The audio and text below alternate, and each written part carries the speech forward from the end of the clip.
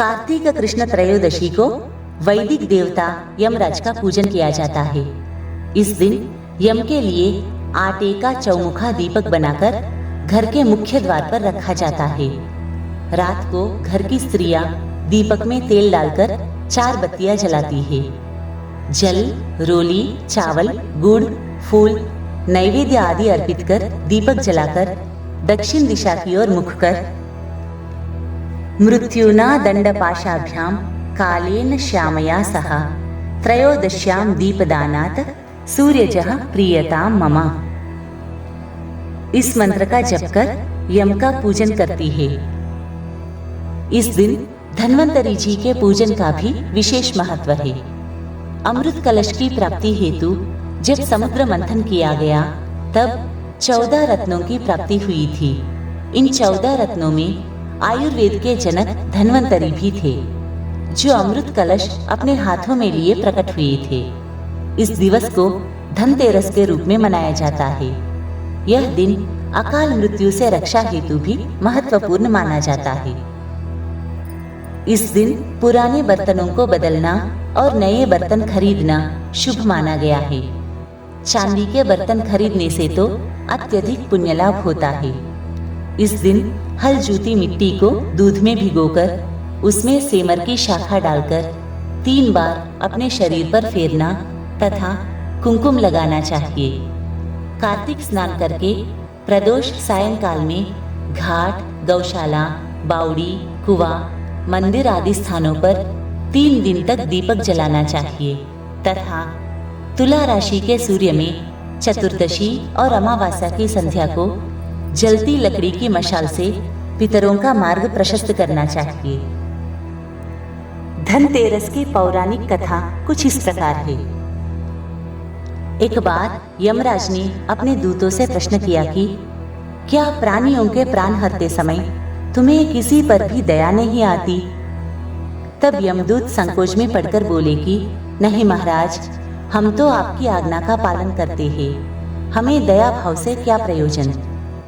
यमराज ने सोचा कि शायद यह संकोचवश ऐसा कह रहे हैं, अतः उन्हें निर्भय करते हुए वे बोले कि संकोच मत करो। यदि कभी कहीं तुम्हारा मन पसीजा हो तो निडर होकर बताओ। तब यमदूतों ने डरते डरते बताया कि सचमुच एक ऐसी ही घटना घटी थी महाराज, जब हमारा हृदय कांप उठा था। यह सुनकर यमराज ने उत्सुकतावश पूछा कि ऐसी क्या घटना घटी थी। तब यमदूतों ने कहा, महाराज, हंस नाम का राजा एक दिन शिकार के लिए गया। वह जंगल में अपने साथियों से बिछड़कर भटक गया और दूसरे राज्य की सीमा में चला गया। यमराज ने पूछा, फिर क्या हुआ? तब दूतों ने कहा, वहां के शासक हेमा ने राजा हंस का बड़ा सत्कार किया। उसी दिन राजा हेमा की पत्नी ने एक पुत्र को जन्म दिया था। ज्योतिषों ने नक्षत्र गणना करके बताया कि यह बालक विवाह के 4 दिन बाद मर जाएगा। राजा हंस के आदेश से उस बालक को यमुना के तट पर एक गुफा में ब्रह्मचारी के रूप में रखा गया। उस तक स्त्रियों की छाया भी न पहुंचने दी गई। किंतु विधि का विधान तो अड़िग होता है। समय बीतता रहा। संयोग से एक दिन राजा हंस की युवा बेटी यमुना के तट पर निकल गई और उसने उस ब्रह्मचारी बालक से गंधर्व विवाह कर लिया। चौथा दिन आया और राजकुंवर मृत्यु को प्राप्त हुआ। उस नवपरिणीता का करुण विलाप सुनकर हमारा हृदय कांप गया। ऐसी सुंदर जोड़ी हमने कभी नहीं देखी थी। वे कामदेव तथा रति से कम नहीं थे। उस युवक को कालग्रस्त करते समय हमारे भी अश्रु थम नहीं पाए थे।